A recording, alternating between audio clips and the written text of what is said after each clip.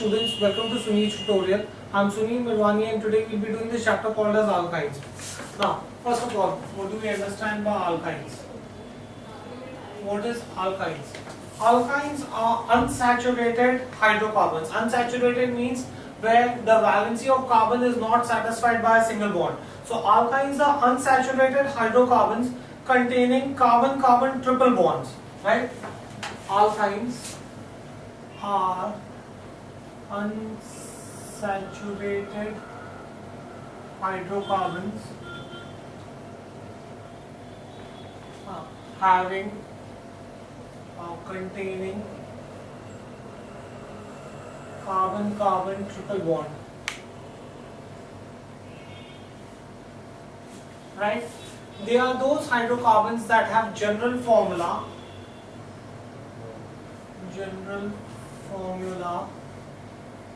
CnH2n-2, right? They contain 4 hydrogen atoms less than the corresponding alkanes. Contain 4 hydrogen atoms less than the corresponding alkanes, right?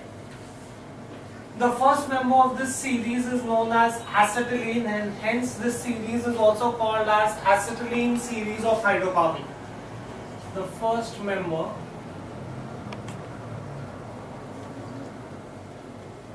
of this series is acetylene.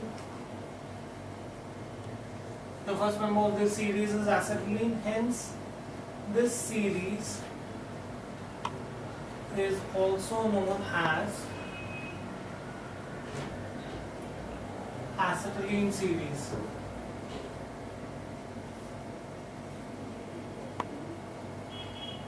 Of hydrocarbons.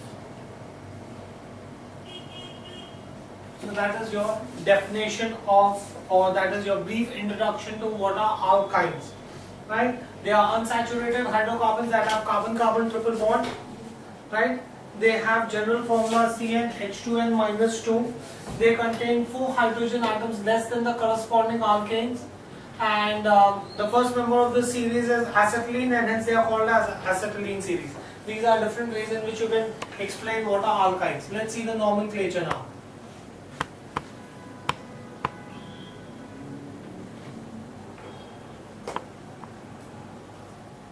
Formula, common name, IUPAC name,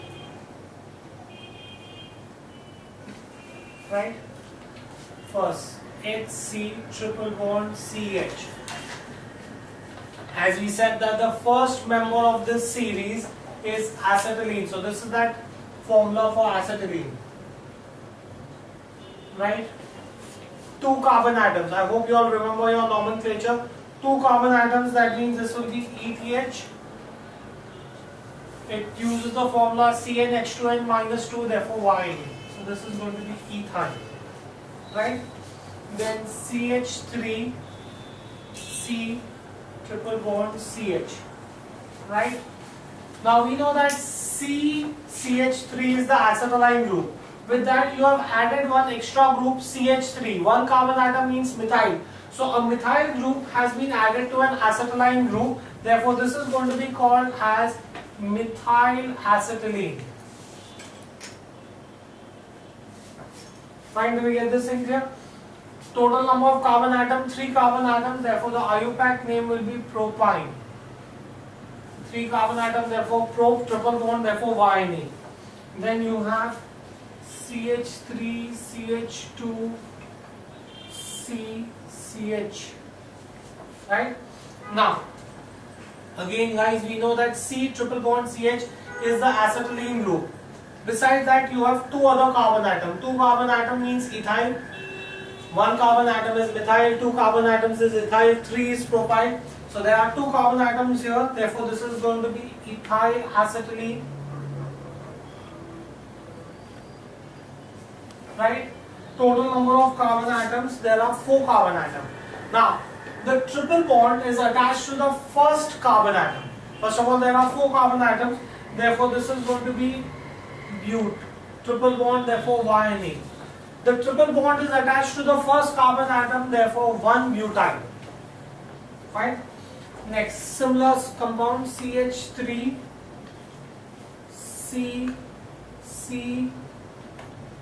CH3. Right? Now, C triple bond C is the acetylene group. C triple bond C is the acetylene group. You have a methyl on one side, you have another methyl on the other side. There are 2 methyl groups besides the acetylene group. 2, therefore di. Methyl acetylene. So this is going to be dimethyl acetylene. Right? 4 carbon atom, therefore but. Triple bond, therefore Y. Triple bond is attached to the second carbon atom, therefore 2 butyl. And do we understand the nomenclature for this? So, is this understood by us? Next, now that we've seen basic nomenclature, let's see the electronic structure.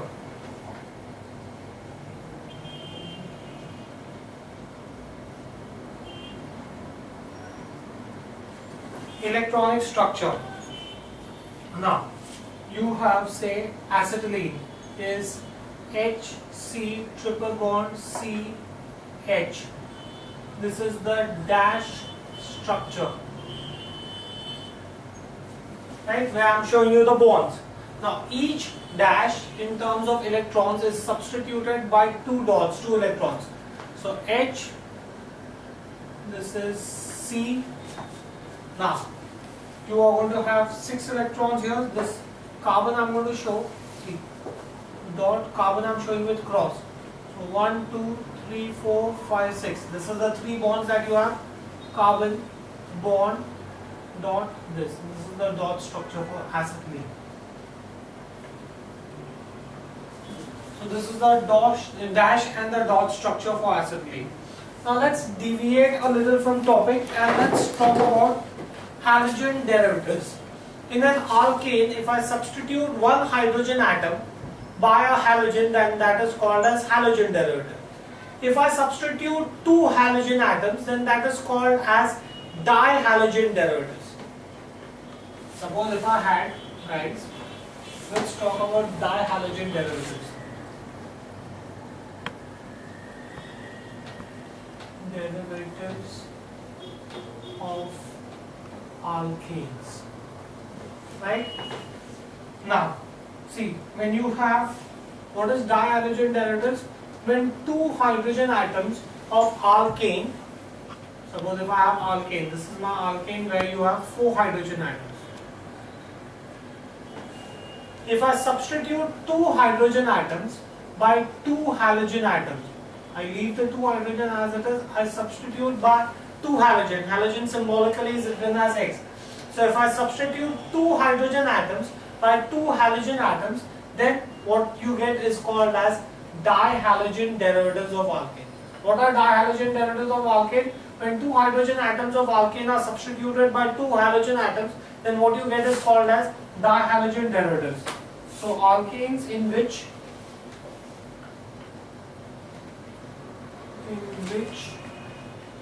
alkanes in which 2 hydrogen atoms are replaced, 2 hydrogen atoms are replaced, 2 hydrogen atoms are replaced by 2 halogen atoms.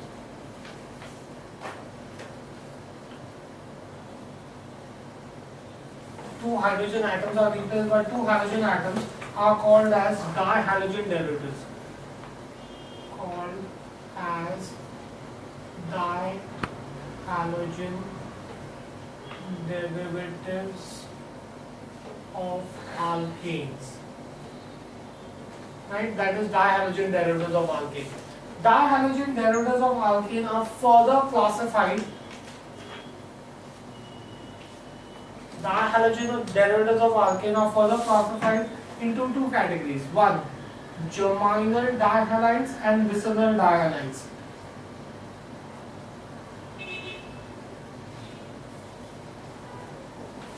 dihalogen derivatives of alkanes are further classified into two types. One is germinal and the other is vicinal. What is germinal? Look at this. If I have carbon,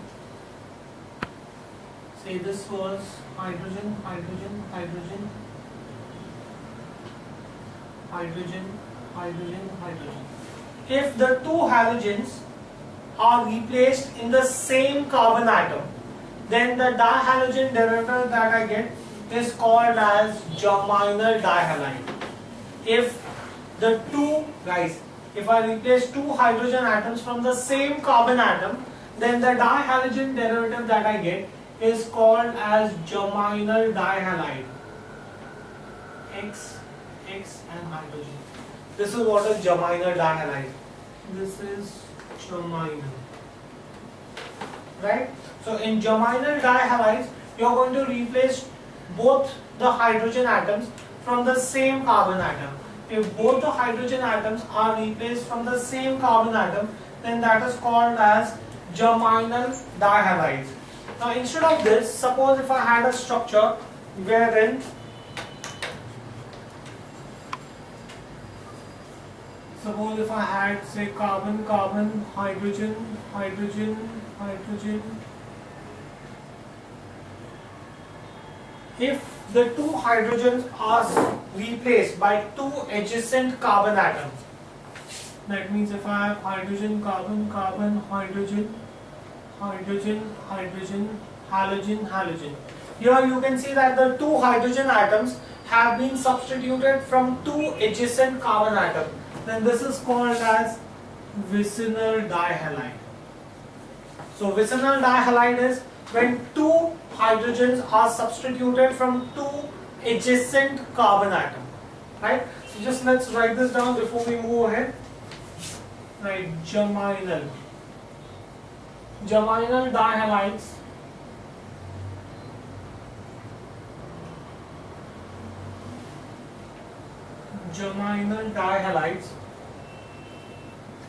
in which both the halogens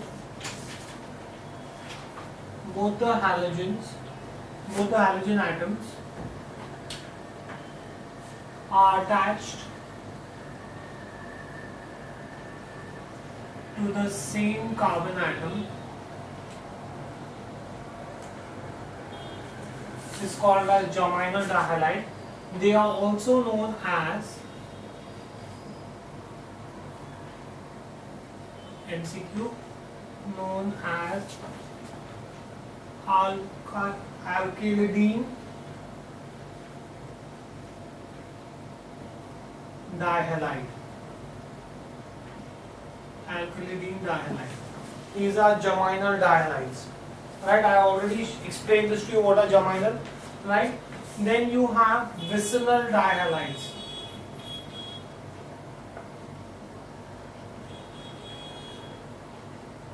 Vicinal dihalides in which the two halogen atoms are attached.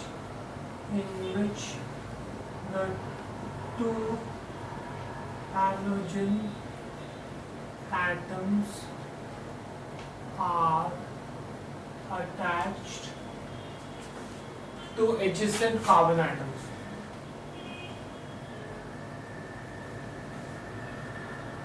These are vicinal dihalides.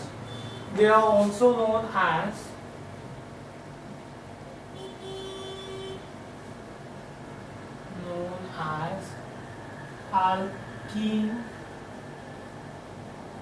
alkyline dihalides. So that was germinal and vicinal dihalides. Okay, now let's get back to the chapter now that we have some extra information. Let's see what are the methods for preparation of alkynes. Methods of preparation. The first method is by dehydrohalogenation of dihalogen derivatives. Dehydrohalogenation of dihalogen derivatives.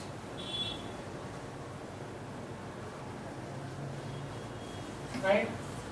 Now, as the name suggests, D means removal, hydro means removal of hydrogen and a halogen from dihalogen derivative. Let me explain this to you with the help of an example. What happens when ethylidene dibromide is boiled with alcoholic KOH? Ethylidene dibromide boiled with alcoholic KOH. Right? Now I've already given you a brief intro about the halogen derivatives. Ethylidene, that means both the bromine will have to be attached to the same carbon atom. Eth, that means two carbon atoms. Ethylidene, that means both the bromines are going to be attached to the same carbon atom. Now put in your hydrogens. So this is going to be ethylidene dibromide is boiled with KOH alcoholic. Right? Now, in this case, K will react with Br to give you KBr, potassium, because that's the maximum difference in electronegativity. So potassium is the first thing that will react with bromine. Since there are two bromines, I'll have to put 2Br here. Since two bromines have to be substituted, I'll put 2Br, and so in that case K will also have to be 2, both. Now this was dehalogenation. The rule says dehydro, right? You will also have alcoholic KOH, alcohol, dehydrating agent. So water molecule will come out, right? So you will have two hydrogens reacting with the two OHs here.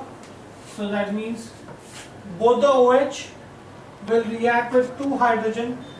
2 OH from here will react with 2 hydrogen to give you 2 water molecules. Balance. What is remaining? Guys, hydrogen bromine is gone. KOH is totally utilized. That leaves me with HCCH. To balance, I'll have to put a triple bond here. Right? So this is ethylidene dibromide. This is acetylene. Right?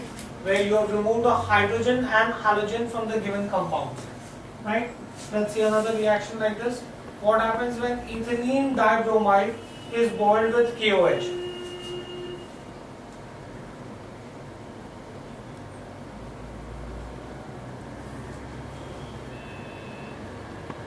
With alcoholic KOH. Okay, let's see this. ETH means 2 carbon atom. Ethylene, that means the 2 bromines have to be attached to 2 adjacent carbon atoms. Hydrogen, hydrogen, hydrogen, hydrogen. This is ethylene dibromide, reacts with KOH alcoholic. Maximum difference in electronegativity between metal and non-metal. So you will have KOH coming up, KBr, coming out. 2 BRs, therefore I need 2 K here. That means I need to make K2 here also, right? Alcoholic, that means there has to be a dehydration reaction taking place. Dehydration means 2 OH will react with these 2 hydrogens. So 2 water molecules are going to be formed. 2 OH from here will react with 2 hydrogen. That leaves me with HCCH. To balance the equation, I'll have to put a triple bond. This is ethylene dibromide and this is acetylene. Right? Let's see another reaction of this kind. What happens when propylene dibromide? Try this reaction on your own, guys. Bromide boiled with alcoholic KOH. Right? Propylene dibromide boiled with alcoholic KOH. propylene, Y-L-E-N-E. That means the two bromines will have to be attached to two adjacent carbon atoms.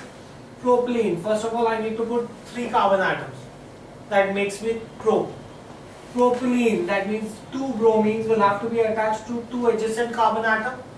So now put your bonds. This is CH3, 1, 2, 3. So H, 1, 2, so H2. This is your propylene dibromide. Propylene dibromide reacts with KOH alcoholic. First thing you will have potassium reacting with bromine. There are 2 bromines, so I need 2 potassiums. So I'll have to make potassium 2 on the reactant side also. Right? 2 OH will react with 2 hydrogen. One hydrogen will come from here, one hydrogen will come from here. So you will get 2 H2O. Right? That leaves me with CH3 C CH 1 2 3 4 triple bond. Right? 3 carbon atoms, therefore propyne. Right? So that is your dehydrohalogenation. And do we get this in here? Next, let's see another reaction. So the first method of preparation is dehydrohalogenation. Next, the next method for preparation is from preparation of alkynes from tetrahalides by using zinc. From tetrahalides by using zinc. That's the second method for preparation of alkynes. What happens when, let's try to explain this to you with the help of certain equations. What happens when 1, 1, 2, 2 tetrabromoethane, 1, 1, 2, 2 tetrabromoethane is heated with zinc.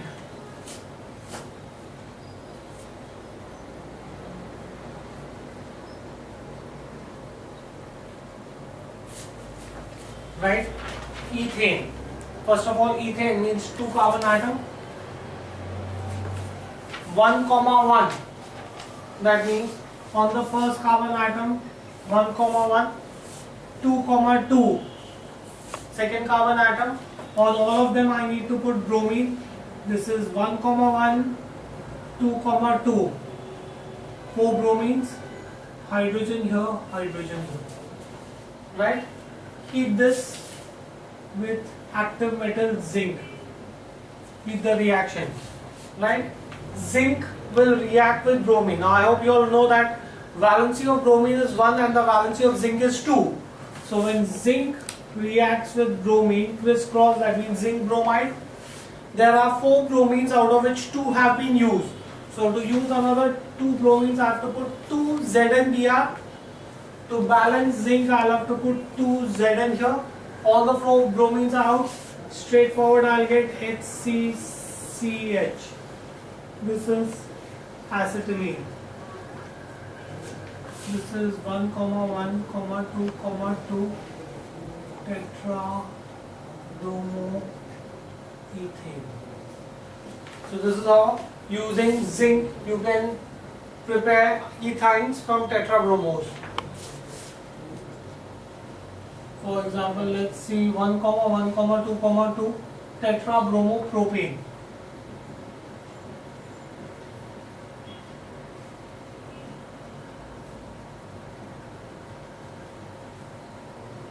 Is heated with zinc. Right? Propane, 3 carbon atoms. Right? Guys, instead of mugging up, understand the concept. Propane, 3 carbon atom. 1, 1. So this is my 1, 1. 2, 2. So this is my 2, 2. In all of them I have to put bromine. Bromine. Right? Now go on putting your hydrogen. 1 bond, therefore 3 hydrogens. 1, 2, 3, 4. 1, 2. So 2 hydrogens. This is 1, 1, 2, 2 tetrabromopropane. Right? Reacts with active metal zinc, is heated. Right? Zinc will react with bromine, valency of zinc is 2, valency of bromine is 1, so you will get ZnBr2. Since all the 4 bromines have to be used, I will put 2 ZnBr, for which to balance this I need to put 2 Zn. That leaves me with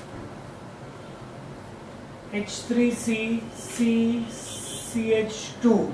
So to balance this I'll have to put a triple bond there. This is 1, 1, 2, 2 tetrabromopropane. 3 carbon atom, therefore prop, triple bond, therefore YN, to pi. Right? Next, let's see the third method for preparation. Third method for preparation is from metal carbides. Now this should be interesting. Metal carbides. Right? What happens when calcium carbide is heated with water or dilute acid? Calcium carbide with water. Right? Calcium, guys. Valency of calcium is 2.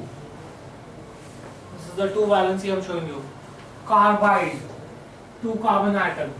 To satisfy the valency, there will be a triple bond between them. So this is going to be your calcium carbide. Is treated with water. 2 molecules of water. Now please observe carefully how I am writing them. Water can be written as HOH. H2O can be written as HOH. Question. So why are you doing that? Just give me a minute. I'll explain it to you. Because I want to show you how the bonds are broken. I'm taking 2 molecules of water. These are the 2 molecules of water that I'm taking. Why did I do this? Because I know calcium reacts with hydroxyl. Calcium valency is 2. So calcium hydroxide, CaOH twice. Ca is gone, both the OHs are gone. That leaves me with 2 carbons and 2 hydrogens. It leaves me with 2 carbons and 2 hydrogens. Simple straightforward reaction. This is your calcium carbide and this is your acetylene. Right, do we get this in here? Next, let's see another reaction like this. What happens when silver acetylide is treated with water? Silver acetylide with water. Silver is nothing but Ag, right? Acetylide. By now you should know acetylide means I need 2 carbon atoms with a triple bond between them. Acetylene, basic function. That means to satisfy this I need a silver here. So this is going to be my silver acetylide. Is treated with water. Water I am writing as HOH, HOH. Right? Now, let's see this. You will get this as carbon triple bond will react with the 2 hydrogens. Carbon triple bond will react with 2 hydrogens, 2 Ag and 2 OH. So that will give you Ag, OH, the whole thing is twice. So this is going to be silver acetylide and this is acetylene. Right? Next, sodium methyl acetylide with water. Sodium methyl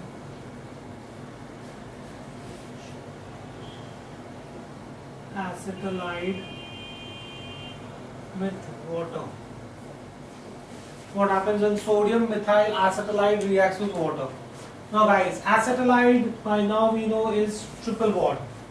Sodium, that means obviously I'm going to put sodium on one end. Methyl, that means I'm going to put methyl on the other end. Methyl, CH3. Right? So this is my sodium methyl acetylide. reacts with water, right? Here I will require only one water molecule, right?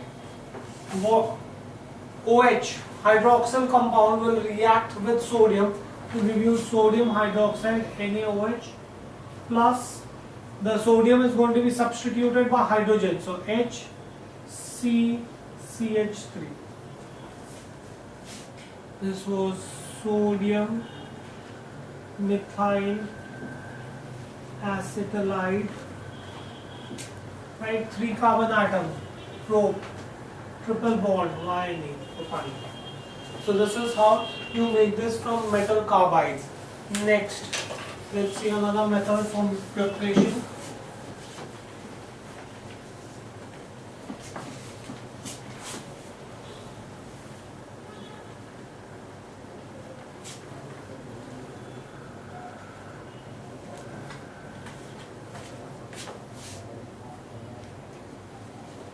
Lab method for preparation. The fourth method is your lab method.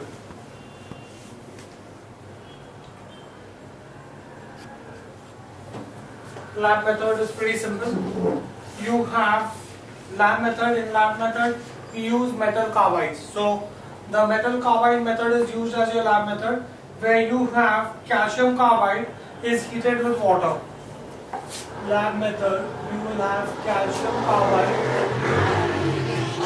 heated with water, 2 molecules of water, right? That will give you your acetylene, CH triple bond CH plus calcium hydroxide, right? This is calcium carbide and this is acetylene, right? Now let's actually see how the process takes place in lab. The gas is collected over water. How do I collect the gas over water? You have a flask,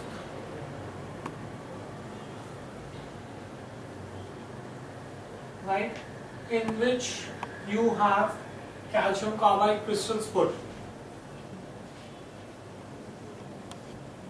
These are your calcium carbide crystals, right?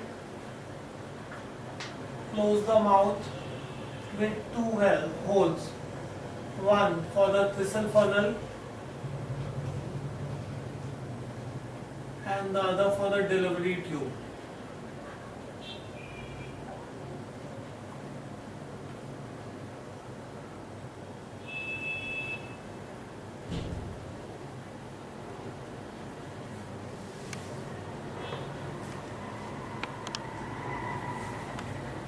Right, that's your thistle funnel. Water is poured through the thistle funnel. This is water being poured through thistle funnel. Right? As soon as water is poured through thistle funnel, you will have impure acetylene. Why do I say impure? Impure because it will also have calcium hydroxide in it. Right? So I'm going to pass this delivery tube into another flask.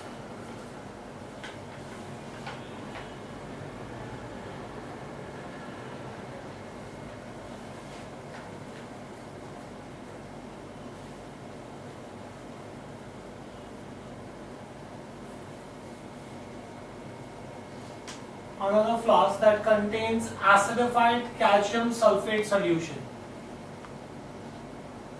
Acidified calcium copper sulfate solution. It has acidified copper sulfate solution, right? So you will have the impure,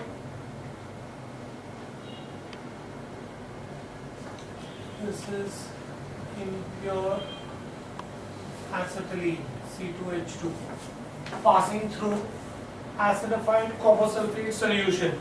Right? Now, you will have all the impurities that will be absorbed by acidified calcium sulfate. The only thing that will pass through it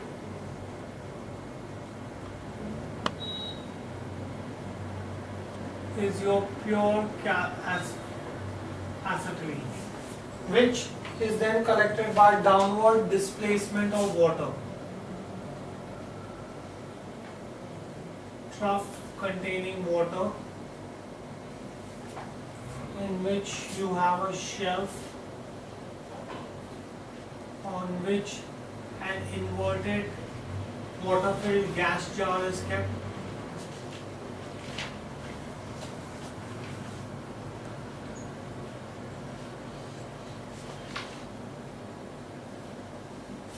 Right?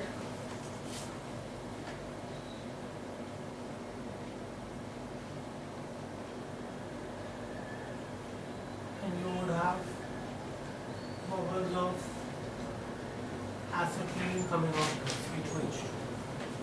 Right? This again is water. So that is your downward displacement of water through which you will have acetylene collected. Fine, do you get this? This is the lab method for preparation of acetylene. Now, what are the physical properties of acetylene? Physical properties of acetylene.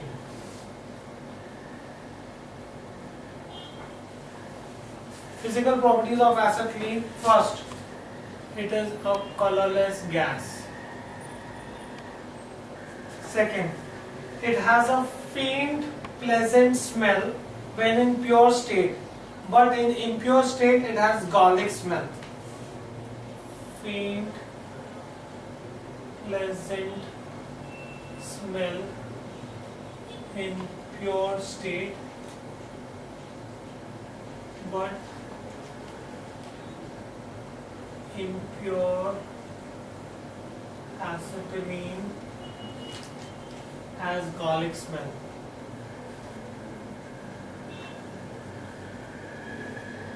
So that is your acetylene. Then it is sparingly soluble in water. That means it dissolves in water to very low extent, but highly soluble in acetone. Sparingly soluble in water, but highly soluble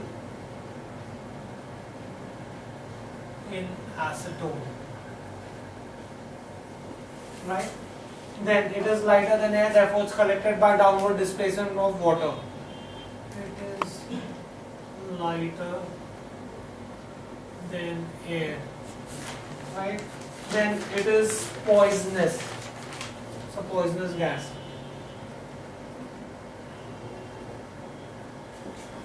Right? It burns in air with a luminous flame. It gives a lot of light when it burns in air. It burns in air